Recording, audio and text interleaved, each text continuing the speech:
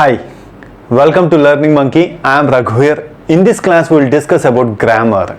In our previous classes, we discussed about finite automata and regular expressions. We use those concepts whenever we required in this class. Please follow our playlist from the beginning so that you will have a better understanding of the complete theory of computations. The link for the playlist is provided in the description below. Coming to today's class, let's take example and understand what grammar means. Grammar is another way to represent a language. In our previous classes, we discussed that in order to represent a language, we used finite automata. This is one way. The second way we used is regular expressions. We can represent using regular expressions also. The same way we can use the third way, which is we call it as grammar. A grammar is represented using 4 tuple. The finite automata is 5 tuple. Similarly, we are having 4 tuple. What's those terms? Let's say G is equal to V, T, P, S. V means set of variables. We call them as non-terminals. The same way, T is set of terminals. Also, we call them as input symbol, sigma. So next one is P is a set of productions. What's these productions? In the example we will understand. S is start symbol. Now let's take an example and understand what the grammar means. Example, L is equal to means language set of strings containing last 2 characters as 1 1. If you take this input set of strings containing last 2 characters as 1 1, if we want to write a finite automata for this, this is the DFA that represents accepting the last 2 characters as a 1 1. This is the DFA. This is one way to represent the language. Another way is using grammar. See how grammar is represented. V means variables, set of non-terminals. We are having A, B, C, 3 non-terminals, A, B, C, 3 non-terminals. T, input symbols are 0, 1, and we write the productions P is equal to, this is how the grammar will be. How we write this grammar, that is we are going to understand in our next class. Let's try to understand how this executes and will give a good intuition to understand our next classes. So please watch the class till the end. The example and the programming way will help you a lot in understanding the grammar. So this is how we write the productions. What's the meaning of this production? Means A tends to, if you find the 0 A means input symbol, check the input symbol 0, then you call the A again, or check the input symbol 1 or call the B again. Call B. B tends to 0A or 1C. C tends to 0A or 1C or epsilon. We'll understand this with an example, and the start symbol is A. This is our start symbol, means we start the grammar from A. That is what start symbol means. See, for this we will go understand in a programmatic way, but this is not the good way to understand. But for better understanding, we have chosen this because most of them are familiar with programming. For the production A tends to, you check the symbol 0, input symbol 0, then call A, or you check the input symbol 1 or call B. So how to write the program? For each non-terminal, we are going to write a function. See, for A, we are going to write a function. Take input character. In the function, we go and take the input character. If input character is equal to 0, call the function again. That is what this production says. If the input symbol is 0, call A again. If the input symbol is 1, call B. Else if input character is equal to 1, call B. Else if there is no input, print not accepted. This is the function for A. Similarly, we write the function for B. What's the production of B? 0A or 1C. Means inside the B, take input character. If input is equal to 0, call A function. Else if input is equal to 1, call C function. Else if no input, print not accepted. Similarly, write the function for C. For C, 0A or 1C or epsilon. So in the function, take input character. If input is equal to 0, call the function A. Else if input is equal to 1, call the function C. Else if no input means epsilon. If there is no input, epsilon, print accepted, because the production C is accepting epsilon. That is what the meaning of that accept.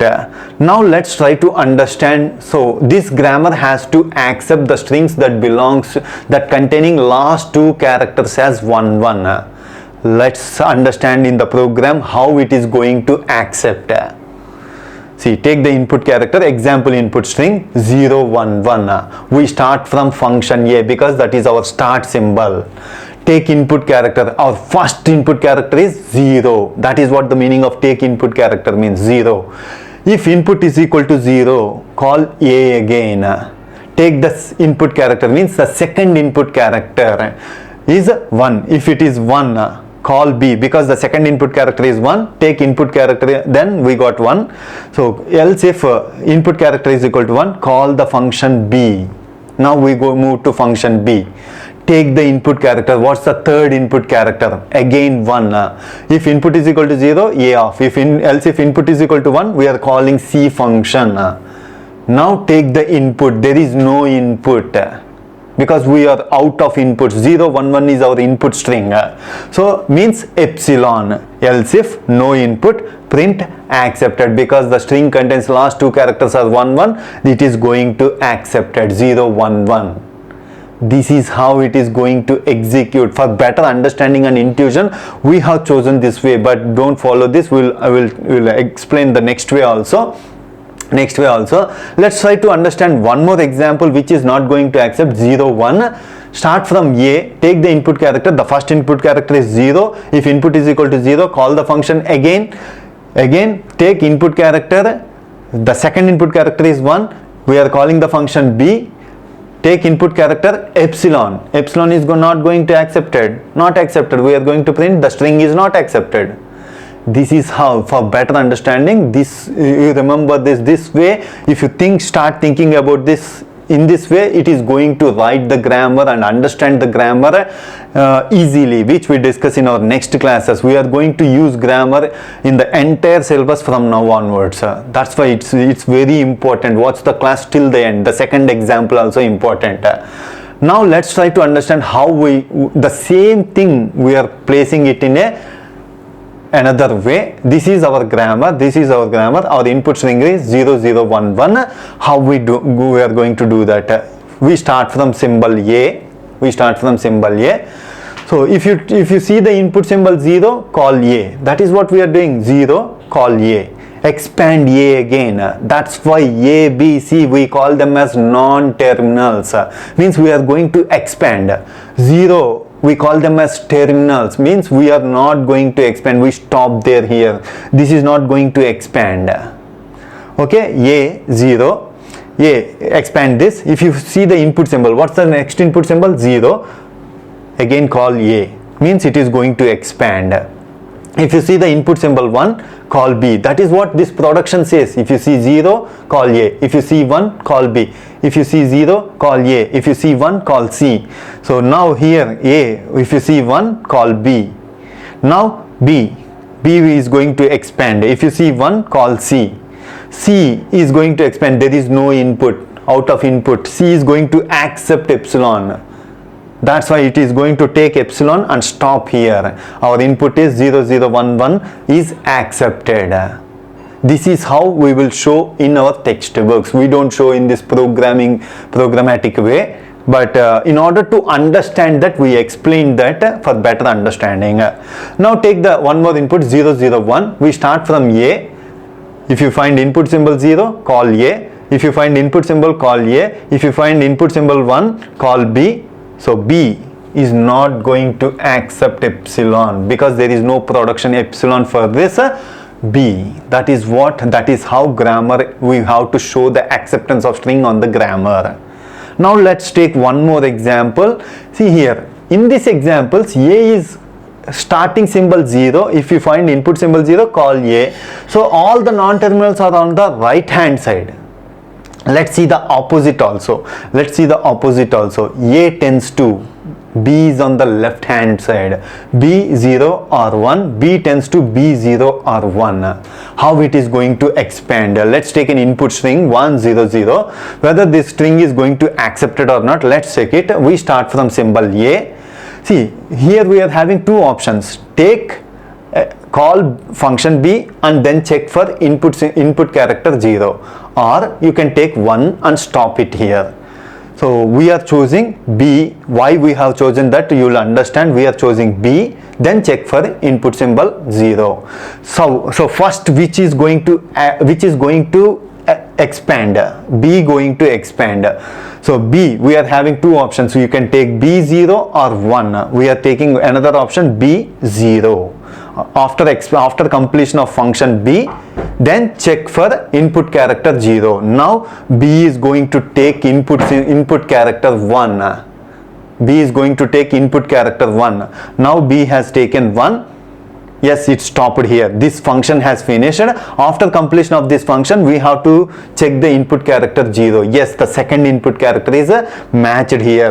This function is completed. After the completion of this function, we are going to take the next input character. The third input character has been checked here. Take the input. This is how it is going to execute 1 0 0. The first input character has taken here in this function. So in this type of situation, you have to elaborate it. The logic has to be how whether the string is accepted or not. You have to check that from this side. See, 0. A, B 0 means you take it as a 0 granted from this side. B 0. Yes, the second 0. B, yes, 1. Now the string is accepted. This is how you have to understand. You have to think. That's why we have taken this example. So this is all about grammar. In this class, we did not discuss about how to write grammar and all those things. We have given an intuition about grammar. In our next classes, we are going to discuss about completely on regular grammar, context-free grammar and all those things. Step by step we will go. Hope you understand the concept. If you have any questions regarding the concept, please post your questions in the comment section below. Thanks for watching. If you haven't subscribed to our channel, please subscribe to our channel and press bell icon for the latest updates. Thank you.